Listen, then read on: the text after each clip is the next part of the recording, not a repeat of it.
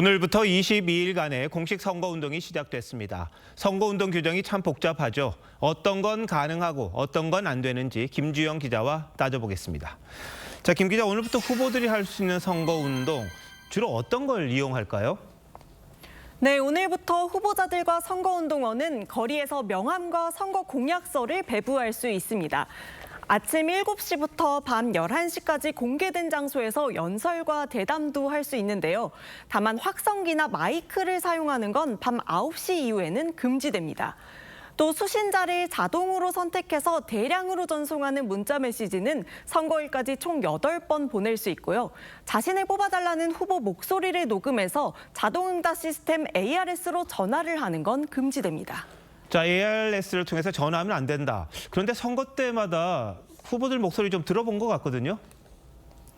네, 지난 대선 당시 허경영 국가혁명당 후보의 전화를 떠올리시는 분들 많을 겁니다. 당시 멘트를 다시 들어보시죠. 안녕하십니까. 허경영 대통령 후보입니다. 코로나로 얼마나 힘드십니까? 대한민국의 미래를 바꾸기 위한 첫걸음은 용기 있는 투표입니다.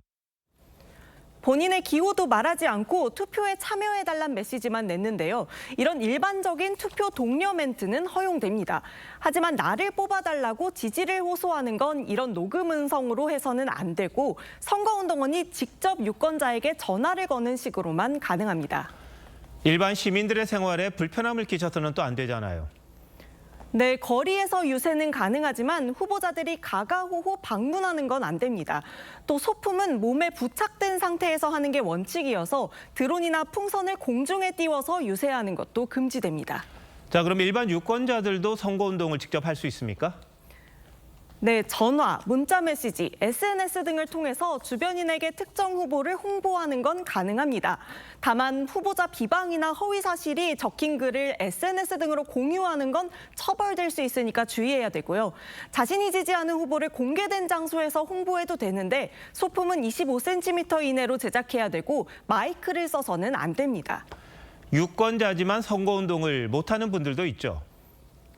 네, 공무원은 물론이고 통장, 이장, 반장과 읍면동 자치위원회 위원이 선거운동을 하는 것도 금지됩니다.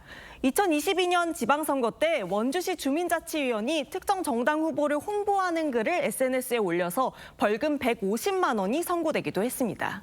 자, 온라인 선거운동도 많잖아요. 근데 온라인 상에서 할 수 없는 건 어떤 겁니까? 네, AI 딥페이크 기술을 활용해서 후보자의 모습과 말을 합성한 가짜 영상을 제작하고 유포하는 게 전면 금지됩니다. 선관위가 예시로 만든 영상 보시죠.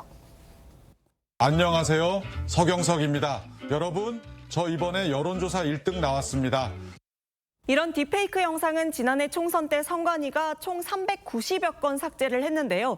이번 대선에서는 이미 오늘 오후 기준 850여 건을 삭제 요청한 상태라고 합니다. 딥페이크 적발이 상당히 많이 늘어났군요. 기술이 발달하다 보니까 환경이 변하다 보니까 규제해야 될 것, 또 지켜야 할 것들이 더 늘어나는 것 같습니다. 김 기자, 잘 들었습니다.